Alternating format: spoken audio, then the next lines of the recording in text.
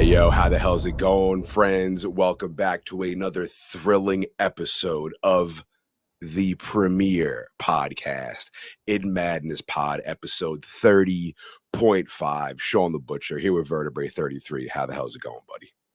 What's going on, Shawn? I love the new tagline that you've given us. It's fantastic. Premiere, you put your fingers up when you say In Madness Pod, the premiere podcast. Oh, it's awesome. What mug do you got, Vertebrae? Oh, so I got the Great Wave. Can you see that on there? Check out Vertebrae's famous mugs illustration on every episode of In Madness Pod. We are on YouTube. We are on the socials at In Madness Pod. Hit us in the mail sack. We might dip in at the very end of this episode, depending on how long it goes. InMadnessPod@gmail.com. Discuss anything you want with us. Give us the 5-star reviews on YouTube, on Apple. Leave comments. Check out the In Madness Spotify playlist, which after Godzilla -1 from our previous 2 weeks, we are now up to, I think, 4 hours and 56 minutes of music based on the last year and a half of In Madness Pod. Every song on that playlist represents something that we have discussed on this podcast. Happy In Madness Monday, if that's when you're listening, making your Monday suck a little bit less. Tell everyone you know about this show. Spread the In Madness tentacles worldwide. Let your friend on the worldwide, if you're in the chat room and you're like age, sex, location, and they're like, oh, I'm across the world in Australia, you'd be like, you need to check out In Madness podcast in Australia. Do they do chat rooms, or am I talking AOL language? I don't know. You can cop your own In Madness t-shirt. We have them. You want them, so go get them. InMadness.com. Thank you for being here. You know, Shawn, two things. One, the massive playlist, absolutely incredible. So say you're taking that summer vacation, you're headed out to Wally World with the family, you know, you got over 4 hours of music to listen to, right? So put that on and enjoy yourself. And then as I was saying that, I forgot my other point I was going to make. But I think the other point I was going to make is we're doing a movie for this 0.5. We've not always done this. So sometimes we come on and we don't always do a movie, but here we are doing a movie. And we'll get into it. We'll get into this film, this movie in a second, but I appreciate everybody who's listening, who's watching on YouTube. I want to apologize because I realized I watched a video the other day, Shawn, and I realized that my eyes are all over the place. Like, I don't know what I'm looking at, as maybe sometimes I'm reading something or I have the other video on, and Shawn is very professional. He's looking right at the viewer. He's letting them know what the deal is. And I'm in a dark room, my eyes batting all over the place. I apologize for that. We'll get better at it, but we got the new background. We got new video stuff coming. Really awesome. And this movie was a recommendation from you, obviously. So the last time we did something like this was Predator 2. We didn't want to, dip into the full movie with the extent of the details. So we made a Predator 2.5, not 2.5, it's Predator 2, ... 0.5. And now for our Godzilla -1, during the entirety of it, you're like, we should watch a Godzilla movie. We should watch a Godzilla movie. And I just spat this one out because it is one of my absolute favorites, because of it goes, deep to my childhood. Literally have the VHS, have it right here. I will show it briefly in a minute. But I decided that we should do Godzilla versus Megalon. I'm going to steal a quote from you. I'm stealing one of your lines. I'm going to say this movie is batshit crazy. There it is. It is. So it's weird, but it's got so many cool villains. This is like what I put was the fine line between, good movies, Shin Godzilla, 1954, Godzilla -1, and the goofier side of this, which is I still think a good movie. Maybe it doesn't hold up as well as Godzilla -1. I think it does, but it is the goofier era of Godzilla where it turned into more of like him having wrestling matches with his opponents, and they would just introduce new opponents for him, and some of them were really cool. Those were all the movies we were going through talking about Ibira and Biolante and Space Godzilla, but those aren't the ones my favorites. We got Megalon, we got Gigan, both featured in this movie, plus King Ghidorah and Gabara. There's so many amazing Godzilla villains, and Megalon has just always been one of my favorites. Yeah. How are we gonna do this, Shawn? How do you wanna how are we gonna That's so funny. So I forgot you don't have like a full rundown of the I cast and didn't the crew. take a We rundown, a don't need it. cast. We don't need it. We don't want to. So check it out. I have this on VHS, and my buddy DB, shout out to DB. I want him on this show. I'm gonna talk him into being on here. He picked this up for me from the Mhm. dollar store, and I'm gonna post this on our socials. I'm showing it right now on our YouTube. It is Godzilla versus Megalon. Mm, However, that ain't Megalon. It shows mm-mm. Godzilla versus Mecha Godzilla, but it's the Godzilla versus Megalon VHS. I love it. The tape, his came with the tape, and it was. I've watched my VHS a billion times, and the quality is still really good. But the VHS that came with the one he bought, you can't even watch it because it's just it's like Yeah. all so I got rid of that tape and I put my prized tape in. So now it Oh. houses my prize tape because I didn't have a thing for cut the sleeve Hmm. for it. So yeah, Godzilla vs. Megalon, great movie. So I'll just start. So I think it's a very socially conscious and environmentally conscious movie. More of like the nuclear bombs and how it's affecting the world. Uh I love how in the beginning the riverbed opens up and sucks all the water down, and I'm like, this is the future. They're predicting it. They're steps ahead, always. Do you wanna go through just kind of like a brief synopsis of it? Do you want to go? Do you want to give it? I mean, if you give this synopsis, I have points to kind of the synopsis if you have a brief. I don't. I Okay. just basically So have like a rundown of the movie. so it starts out with the scientist. Is that a let's explain this. Is there a Yeah, scientist guy and is one the dad and then there's this little kid, I feel uncle? like I feel like the scientist is the dad. Is Mhm, it's three people. There's a scientist, his buddy, and mhm. the kid, and Yeah, then we have the goons from Seatopia, right. and the Seatopia goons are after the robot, which the scientist is building. The robot being Jet Jaguar. Absolutely. So in the beginning, they're there, and the kid's on this weird little manual jet ski looking dolphin thing in the water, and I had no idea what was going on when I saw this. And then They're you just get having a this, picnic, and he's yeah, doing his little thing in the you get water. this whole crevasse that opens up in the water, and not neither of these guys run to the actual water to save the kid. They're both dressed up like really nice to be at the beach, I guess. I don't know. They don't actually go in the water. They're like, let's get the rocket, and they shoot some like rocket thing. The kid catches it perfectly, by Is the to way. show that he's a scientist. They have to shoot a rocket immediately. Yeah, yeah, I guess so. And then they save this kid, and then it opens up, and all the water sucks out, and then we sort of get this weird plot line. I will say, I think you really like this movie too. Now, having seen Godzilla -1, it certainly competes for the number of times people wake up. This kid and these guys are knocked out like 5 times in this movie, or something And crazy. and honestly, I'll tell you, this is one of the better human Godzilla stories in a movie, I Right. think. My So, biggest, yeah, go ahead, go ahead. we'll get to it. I'm gonna get to my biggest gripe with this movie. First of all, yeah, this movie's insane. The scientist guy has this crazy house, laboratory slash house with a million steps to get up it. That seems, if you're a scientist, I would have gotten an escalator. So that seems like a lot of work to go up all those steps each time. And they get attacked and have some weird sort of fights with these people that we find out are from Seatopia. And then we meet the Seatopian leader. So, who's It's the it, least charismatic leader I've I ever seen disagree. on I film. fully disagree. I fully disagree. King Bedsheet, I call him because he looks like a Yeah. king and he's Yeah, he's wearing a wearing like a bedsheet. toga, and he's hairy as all anything. He's got hair everywhere. He's balding.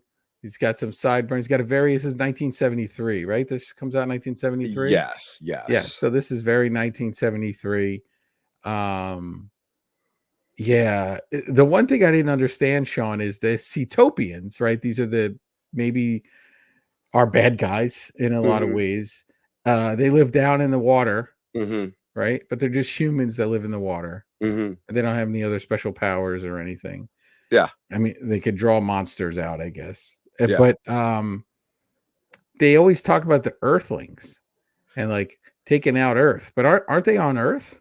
I think they're inside the earth, but I think they're like underwater. So I think they just mean land. Like if they take out Oh, everything on land, they can live no, underwater.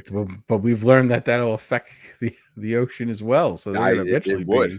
Well, allow me to retort. I think he is a very charismatic leader. So he sent these two goons, and these two goons are like the worst possible at their job ever. However, their Mhm. charismatic leader, who I think his name is Antonio, is Of his course. See, that actual name name. doesn't even add It to doesn't it. sound like a leader name. However, I do Uh-oh. want to share this because I think his introduction of Megalon when he's calling Megalon is one of the most classic Godzilla moments ever. Can you hear this? Hmm. Megalon! Megalon! Epic. Wake up! Megalon! That's Megalon waking up right Come there. on, rise up now! I want that To headband. the earth Yeah. surface! This is how I want your girlfriend to wake you up every day. Enemies! Rise up! This is so epic, and he lets out the scream, Megalon! This is classic. This is charisma. Go! Mm. Megalon! Oh, and you can guess what happens then. Megalon shows up. But another thing I love about Megalon, I love all of his roars. Here, let me see. Oh, I got to reshare my screen. Yeah, And if I that did guy this, Antonio has very middle management written all over him. he's the leader. He's got the Megalon crown on his head. But So, here's another thing I love about Megalon. All of uh-oh. his roars. Can you hear his roars? Is some of my favorite like Godzilla villain roars.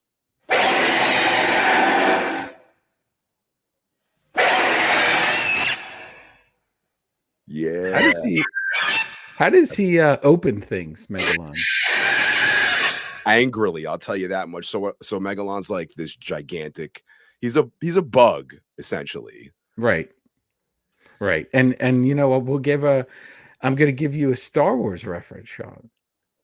So, in the anniversary year of the Phantom Menace, this has some deep Phantom Menace vibes because we had the hidden Gungan city in the water and we had the Mm-hmm. people of Naboo on land.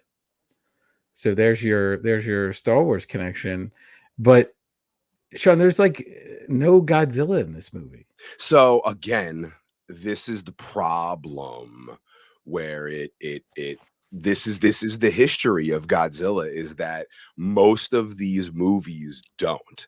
There's a big human element which takes up, unfortunately, sometimes like Mhm. 75 to 80% of the film. And you get these little tidbits in the beginning or middle or end, but it's never like the original Godzilla or -1 or like that's why they show more and more Godzilla in every movie because they're like, enough with the human element, get me to Right. the Godzilla parts. So yeah, there's not a lot of Godzilla in this. So this scientist, the kid and the guy are there. These Seatopia agents break in. They have this weird fight where they knock him out. They even knock the kid out. They could care less. And then the other guy starts chasing him. He wakes up suddenly. They get knocked out so quickly and wake up so suddenly in this movie. The very 70s. At one point, we get this weird car chase where it's like down these hills And the and it's steps. and the steps, but it's oddly slow. Like you feel like you can get out of the car and just run up to the other one. But they are screeching, pure 70s car chase. Every Mhm. car is screeching the entire time through it. And then come to find out they bugged the place. And Yes. so they want to get a hold of this this robot that the guy builds, who he aptly names Jet Jaguar. Jet Jaguar. Yeah, because I guess just Jet wasn't cool enough and Jaguar wasn't cool enough. So that's literally, I feel like the kid should have named him. That sounds like a kid name, like Jet Jaguar. You're like, hey, what are your powers? I'm Jet Jaguar. And so he's like essentially like a take on Ultraman. I don't know if Ultraman was before or after Jet Jaguar, right, but I love the way that they use him because he's a robot, but then he can also become a monster. And the cool thing is, like, it blows my mind. It's probably the same outfit and probably the same costume, but like in human form, you believe that he's in human form, and when he's in monster form, you believe he's in monster form, but is probably still in human form, fighting a dude that's also in human form in the same type of suit. Like, I like the camera work. I believe it 100%. well, well, also too is he goes full AI in this. So he gets out, they get him out, and then we find out that he's just a regular sized dude in a spacesuit. I would have liked it if when he fought, he like showed some circuits or some smoke or something that wasn't just Ace Frehley, but out of nowhere, he's able to control himself to make himself like really, really big, which makes absolutely no sense because I don't know how you would change he was born for a He's a day, robot. Robots can and he's do like anything. boom. Right, the scariest AI, by the way, because he could just make himself huge.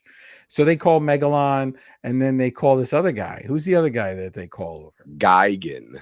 Yeah, I didn't want to say it wrong, but they bring him in. Meanwhile, Godzilla is taking like 17 hours to swim across the water. They just keep cutting back to him swimming. They're like, "Where is Godzilla?" And then he's swimming. I love to see. So after the guys at the Seatopia goons break in, the friend breaks out of he's tied up in a chair and he breaks out and he does that 70s car chase. But they have now kidnapped the child and the scientist and put them in a container that they are driving around, and one of the Seatopia goons is holding a gun to these two men who are driving them, and there's pictures of boobs on the back of the truck, which I think is the first boob shot in any Godzilla movie. And they want to dump this container with the scientist and the kid into the crevasse that opened up down into Seatopia. I don't know whether it's to kill them or to enslave them. I didn't or understand that. But what I love is that the Seatopia goon is sitting there telling the uncle that's tied up in the lab all of this, and then he breaks out and he calls back to Antonio in Seatopia, and he's like, "I lost the hostage, and I told him our entire plan. We're in deep shit." Worst goons ever. Yeah, everybody in this movie's got post-concussion syndrome because they get knocked out like left and right. They wake up, and then there's a point where they knock out the Seatopia guy, and they're going to carry him away, but he's like fighting them off. But he's strong enough to fight him off, but not strong enough to stand up. So they're like, "Oh, we'll just leave him here," and then they like take off. It was, this is, you and I click on a lot of movies. This is where the goofier side. Oh, it's 100% goofy. Slides in, and like I had fun. I had a lot of fun watching it. I certainly, I don't know if I'll revisit it, but I had a lot of fun when I was watching it, and it is pretty absurd. I mean, Godzilla's cute in this movie too. Like he looks cute. Even when he shows up, the music's like bwah, bwah, bwah, bwah. It's like goofy, like so he's swimming friendly music. He's swimming for like a half hour, and then he gets on land. And he does these weird arm movements where he's almost like he's raising the roof or something. He's dancing. He's kind of dancing his way in. It's his wrestling entrance. He just does the raise the roof. He's kind of dancing his way in. But it's interesting because we just did Godzilla -1. So and they certainly are going to pick off, if they do another one, and they already did for this one, they'll pick off bits and pieces from some of these other films. So after I was done watching it, I was thinking, what could they pick up from this film? Like, is there something from this, do you think? I would love, I like the solo Godzilla movies. What really bugs me is that none of these Godzilla movies ever revisit any actual Godzilla villains. Aside from King Kong, it's always Godzilla and Kong, and some new monster, and some new this, and some new that. I'm like, no, give me Gigan. Gimme Megalon. I mean, they did Ghidorah and they did Rodan in these American Godzillas, which Right. was really cool. That I enjoyed. I want more of that, but with monsters I know, not with these jabroni monsters that they create. But here's the thing, then that automatically Godzilla becomes a good guy. Yeah, Right? no, Godzilla, solo Godzilla is the way to do it, definitely. Yeah, because I think that takes some of the weight away from his impact and where he came from. But yeah, I mean, I'm not siding with the Cetopians, although they have some crazy ceremonies going on too. Chicks These people. dancing. Yeah. But when they're kidnapping the kid and they want to dump them in the crevasse, Megalon shows up to where they're gonna dump him, and he breaks through the dam. And I love he comes swimming down the dam, and then he's just dancing. He even has a laugh. A Megalon, wah wah wah wah wah wah, and he's got his little things, and he's clacking his hands. See, I've been watching this movie since I was like 6 years old, so like it is so ingrained in me. So they're gonna dump this container in, and right at the last minute, their buddy shows up to save them. And instead of saving them, he hits the button that drops them out.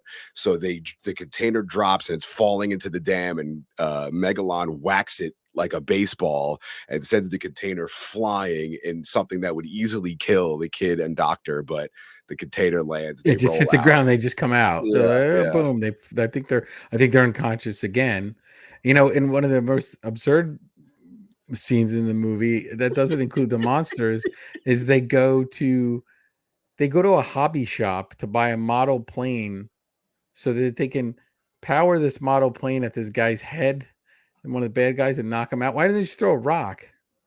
They go to the best part That's about that not is, scientific enough. the best part about that is that model plane is literally the same model as they're using in scenes as airplanes. Like it's the same plane. Isn't it genius? So this is another. So this movie is a prime example of every time you hear him say, "I can see the wires, you can see the cables." This movie is a prime example. Because I mean, even I used to never see the cables when I was a kid. I couldn't see the cables. They didn't process with me. I didn't understand it. Now as an adult, even every time I watch Godzilla 1954, I see that the planes are on sticks and they're just being. And I'm like, oh man, I didn't even notice that. But yeah, this one you can see because the monsters are lifting and they're landing, and you can always see in the background that they are hooked up, which is wild.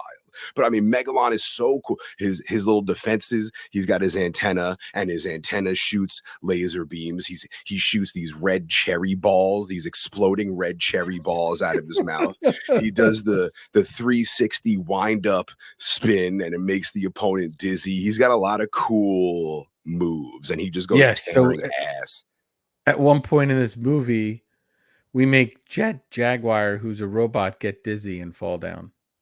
And Megalon laughs and he goes, wah, wah, wah, wah, wah, wah, wah. He's a full robot, but he gets dizzy and falls down. He has the ability to grow like 1,000 times taller, but don't ask him to spin. That's why AI can't do it all. AI gets dizzy. Maybe that's the trick. Just spin your computer. Let's try it out. Let's see what happens. I know. I'm going to ask Meta on Instagram about this and see if they're still talking to me after that previous incident. She's going to piss you off, Meta. Yeah. But they summon Gigan. So Gigan also, who has a cool roar, which I don't have set up, but look it up. Gigan. So Megalon's essentially this giant bug, and Gigan is essentially this giant chicken rooster creature. He's got big hooks for hands, and he's got he's got like Cyclops, like the X-Men, like the one red eye in the middle that shoots a beam. Gigan rules. Another one of my favorite villains. His movie, Godzilla Gigan, not a great movie. Gigan in Godzilla vs. Megalon. Shawn the Butcher approach, great movie. But yeah, they have their big fight, their big like wrestling match, and sometimes they're winning and sometimes they're losing. And there's that point, where they go in the corner and they're gonna tag, and they do the tag, and everybody does a big thing, but then they're surrounded by a literal ring of fire, Godzilla and Jet Jaguar, and they can't get out of it. But Jet Jaguar, what does he do? He just flies their asses out of the fire, right? Yeah. He's something else, that Jet Jaguar. And maybe they should bring him back for -2. So they released like 3 Godzilla animes on Netflix. Mm-hmm. And I think they recently released, I don't know if it's the 3rd one or there's a different Godzilla anime, and a lot of it features it's Jet Jaguar, but there's some dude in the suit, like you can, like Krang in Ninja Turtles with the big exo Okay. body, Mm-hmm. that you could see a dude in the middle like controlling a Jet Jaguar. So that might be a Jet Jaguar you like more because it's more robotically accurate. Well, you know what? The whole time I'm watching this movie, I'm thinking I was happy to watch it and excited to watch it because I knew how happy it made you. And I was watching and I was like kind of picturing you like, okay, Shawn's loving this part. And I've got to turn off my in madness gnarly bit brain for this and just, appreciate it for the, the joy of filmmaking and the model making. Boy, they, in all these movies, they make a ton of models just to destroy And them. destroy them when Megalon is destroying the city, like the fun that must be to just blow shit up. It's so cool. Yeah, but explain to me this. Megalon gets called by these Seatopia people. You got your buddy over there, Mr. Charisma. And why? What is his connection to them? Megalon? Yeah. Why are they in control of him? He is the true leader of Seatopia. That's so they do mention there's the 7 heads on Easter Island, and nobody knows how they got there, and they've been there for I think that's one of the 7 wonders of the world. And like in Seatopia's hideout, you see one of the Easter Island heads. So like Megalon was probably here, for millions of years, and that's what the heads are for. They summon Megalon, and Megalon is the god of Seatopia. I think this is how I'm putting it all together. And yeah, they want him to destroy the world, but Jet Jaguar stops it all because he goes and gets Godzilla, who ends up swimming 1,000,000 miles and following him to the fight, and it's a tag team match. Megalon, Gigan, Jet Jaguar, Godzilla. Godzilla does his tail. He slides on his tail and does a drop kick. Jet Jaguar's holding Megalon. He's got his arms behind his back, and Godzilla comes and does the drop kick. That's like an iconic GIF on the internet. Just so much. It is as goofy can get, but you need to picture me. I mean, it's still as a 40-year-old man watching this, eating cheese doodles, but more realistically as a 6-year-old in front of the TV eating cheese doodles, enjoying the hell out of this movie over and over and over. So it's so ridiculous, but there's a lot of these ridiculous movies that are really good. There's the original King Kong Godzilla, again, probably another 0.5, because that is a really good Godzilla movie that's in that early universe. There's some really good ones. Terror of Mechagodzilla, another really good one. There's a lot of, again, I think they're good. I think you might like some other ones better. I don't know. It's going to be hard to tell because there's a million Godzilla movies we could do, but I don't want to like oversaturate the market. So yeah, for sure. If you're listening now and you never if you never saw this movie, then you're gonna, move on from the episode. Although I think we're gonna read some mail. So if you're still listening, we're gonna get thank God this. mail. I'm like, how are you watching this? Because I'm watching it on VHS, and as far as I know, it's the only way it exists. And you're like, it's on HBO Max.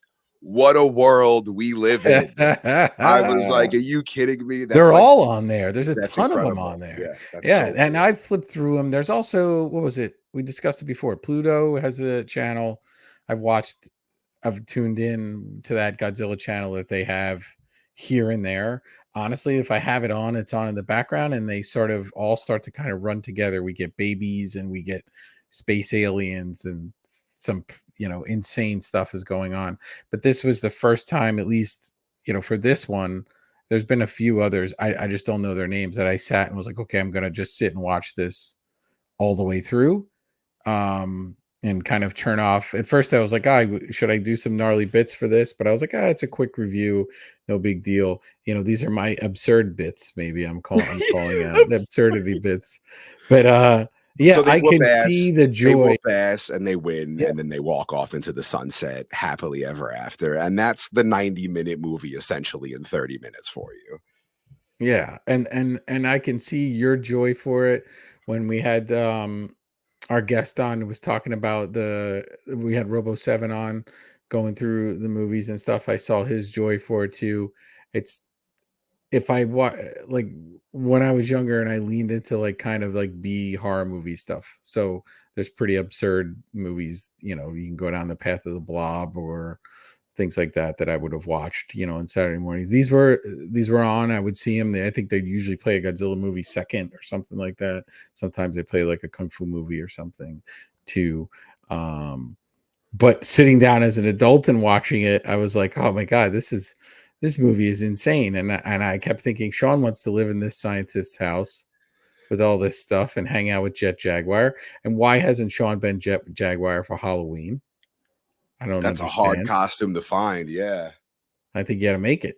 I think I you got to have a sew Jet, that. I have a Jet Jaguar toy.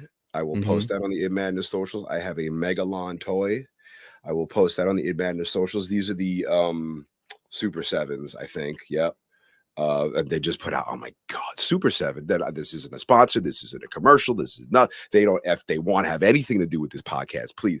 Super 7 fucking rules. They just put out new toys of the toys that I have. Inside the Godzilla pinball machine are these awesome toys, and I'm like, those are so cool. Super 7 have released the inside of the pinball Nice. machine Godzilla toys. So Nice. awesome. And I also have a massive Megalon that every time I would make the trip to Salem, Massachusetts, there is a comic book shop in Salem, and they have a Godzilla section. I have a Mecha Godzilla drinking glass that I got from there. And there was this very insanely expensive Megalon toy that was about a foot tall. And I would just go in, put my fingers on the glass and like breathe on the glass and look at Megalon and be like, Hmm. one day. And then my lovely girlfriend went out there and bought me this ridiculous Megalon toy. So like now it's here. I won't throw out the box. The box is like so cool. But the box is up in the attic. But Megalon's sitting here looking down on me, giving me positive reinforcement and encouragement, making his cool noises and clacking his little beetle hands together. Megalon rules. I'm so bummed that you didn't show up with a toga on for this episode. I mean, if you love some toga, Megalon. yeah, you should have done it. You missed. Maybe that guy for Halloween. Right? No one's gonna get it. No, you No, got that unless I weird have a headdress Megalon and with stuff. me. Yeah. Yeah, you have to have one with you. So that's Godzilla vs. Megalon. Is there anything that you wanted to badger me about before we wrap No, up the Godzilla vs. Megalon? no. I wish there had been more Godzilla, for Yes. sure. Yes. I think introducing a second villain.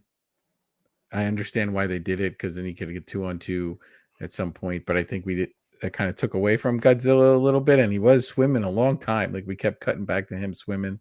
They hold these scenes, some of these scenes, like the car chase, for really long. The He swims a lot. destruction He swims for a lot in -1 too. yeah, but he looks really cool when he swims a lot in -1. This is Yeah, just like a and Godzilla Megalon motorized is head. just a thing on a dolly being pushed through the water at high Yeah, speed. yeah. It was just because I wanted to see him more. And then when I saw him, he was like dancing Happy Godzilla. But I'm happy to have watched it because I think it's really cool. And I get a glimpse of something, that brings, so much joy to you. And it's a big part of, who you are, and flesh it out. And all the movies that we talk about don't have to be, we're about to clobber people with the next movie that we do. So they don't all have to, make you want to go on the floor and cry and ball up and cry afterwards. So I think it's great. I think we should do more of these. Maybe we could both pick, weird little movies that we like that maybe the other person hasn't seen, and kind of go through it that way. These kind of quick hitters are fun. Yeah. I mean, I laughed like the entire time I watched it. It was, and I was into it, totally into it, for sure. It is a tad ridiculous. Before we tease our next episode, do you want to quickly dip into the Id Madness mail sack? Yeah, I'm excited. Let's hear a piece of mail. So let's do it. We are going to once again for a 0.5 dip into the mail sack. Mail sack. Now, again, I like to blindly pick an email out of the dozens of hundreds of thousands of emails we receive. Don't forget to email us in madnesspod@gmail.com. Shout outs to Marcus. I promise we see you, Marcus, but we're going to blindly flow through the emails and we land on Jason Blankenship. Ooh, he's almost reaching Marcus levels with this one. We'll see. Right, here we go. Here we go. Shout outs to Jason Blankenship. Thank you for hitting us in the mail sack in madnesspod@gmail.com to discuss anything you want with us about any of our episodes. This email is titled The Crow. Top dollars profession / occupation. Oh, here we go. This was so Vertebrae. Quickly, can you recap our audience about what the hell this was about? So when we did The Crow, and go back and listen if you haven't listened, we did 2 parts episode on the amazing film The Crow. I kind of kept bringing up throughout it that I just didn't understand what Top Dollar did. I know they were into the drugs and his gang did all that kind of stuff, but there was this burning of the buildings on Devil's Night, and my conjecture was, I guess maybe they're involved in insurance scams or something in that way.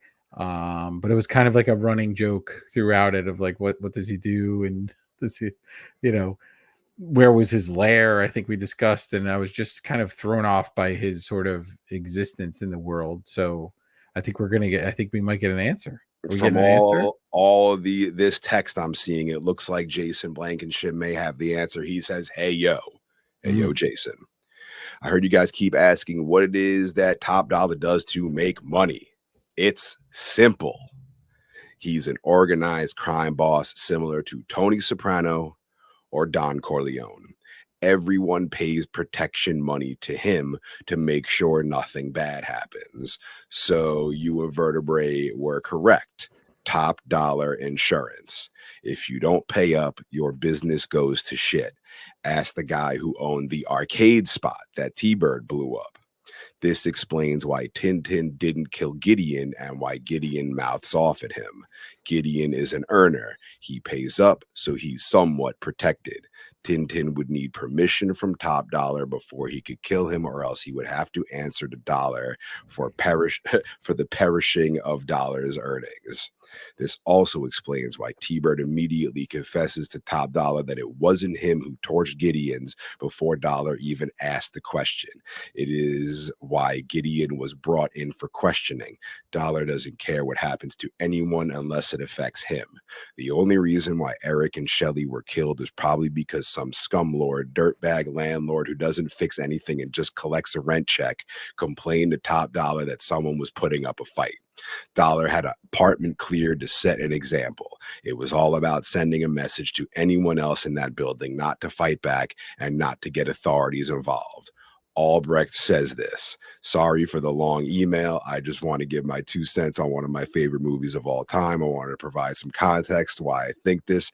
I could keep going on about humor found in this film, such as Dollar teasing Eric. Well, you can have him in a tone of voice that children at school might use to tease each other. Eric waving goodbye to T-Bird, or Eric telling Albrecht he still has his hat on. Instead, I'll just say thanks for the hard work that you two do. Thanks for the awesome alpaca t-shirt. Thank you. It's proven to be a great conversation starter. Kind regards, Jason from Ohio. Thank you very much, Jason. If you would like to also have your email read and your questions answered, or answer our questions, email us in madnesspod@gmail.com. Vertebrae, what'd you think of Jason's email? I thought it was an interesting email. I agree with the first part. The second part still falls apart for me on the building, because they leave that apartment empty with a broken window where it's just pouring rain into the building. So I think are there other tenants still in that building? They'd be complaining about massive water damage. Believe me, I know a thing or two about leaky water damage. Yeah, I don't know. That building seemed like it was abandoned. after that. So then kind of nobody is making money off of it. I could see them wanting to scare people so that they stay in line and pay their rent and be quiet about stuff. But I can't see them wanting to kill people to have them, I don't know. I mean, we did get a sense that the police are to turn a blind eye to this. So we don't get like a corrupt cop involved in this, but we certainly get them kind of seems like not cracking down on them. But yeah, I mean, I get the whole crime lord thing, but the one for them seems weird. Like it still seems weird to have that building open for no reason. You could make a lot of money if you close up that window and rent it to somebody else, right? It's a beautiful apartment. You know Top what I mean? dollars Airbnb, yeah. Yeah, I mean, it's got that big window and everything. So I think like Clean your own towels or we'll sue your ass. Yeah, absolutely. Fucking But Airbnb. maybe that's an Airbnb idea, right? You do like the crow place. Crow and Airbnb, yeah, you sit down at the mirror and the Cure starts playing and you put the makeup on. There's and birds just flying around, shitting everywhere. Yeah, well, they could be mechanical ones at least. Yeah. But I appreciate the email and I appreciate the thoughts. And, he's listened enough to know that now he's got me thinking about it. So unfortunately, now I'll have to continue to think about The Crow. When we do these movies, I'm always like, oh, I'm going to move on. And I struggle to move on to the next movie. Although the next film they were going to do, like we have to move on in a big way because I've got quite a lot of research that I'm involved in right now for this. Yes, so make sure you follow us on all the socials at InMadnessPod, InMadnessPod@gmail.com to have your email featured on the show. 5 stars on YouTube. Subscribe to our YouTube page. Comment, tell everyone you know about this podcast. Check out the In Madness Spotify playlist. We have not added any new songs to it from this episode, but rest assured, I'm sure a new song will be coming. Check out InMadness.com so you too could rock your Milking of the Alpacas t-shirt. If you don't know what our Milking of the Alpacas moment is, go back and listen to any of our movie episodes. There's one, or in the case of Godzilla -1, a dozen in some episodes. Inside baseball, this movie was going to be last week's movie, but due to the events that followed throughout the weeks, we ended up doing last week's movie, which was Godzilla -1, which means next week's movie is the teaser Vertebrae is going to give to you. So this movie's on my list. It was on my original list that when Shawn and I decided to do the podcast, we both put names together, and then Shawn expertly put it on a Excel spreadsheet, and then he quickly found out that I have a disdain for boxes and spreadsheet organization, and then kindly made another spreadsheet with no boxes for me. So that's what a pal does for somebody else, just to help me put it. He was super excited about this, by the way. He had it organized. I'm super excited about organization. And I love organization in real life, like with my personal belongings and everything. But I don't know why the computer stuff sticks with me a little bit. And it's an awesome list. It's, you can, I don't know, collate, is that the word? I don't know. You can get through the list in different ways, years of movie, names, whatever. But anyway, this movie was on my original list. I absolutely love this film. I am incredibly in love with this movie. And the only hint I want to give is after doing this movie, this podcast has finally arrived. And with that, we will see you at episode 31 of In Madness Pod.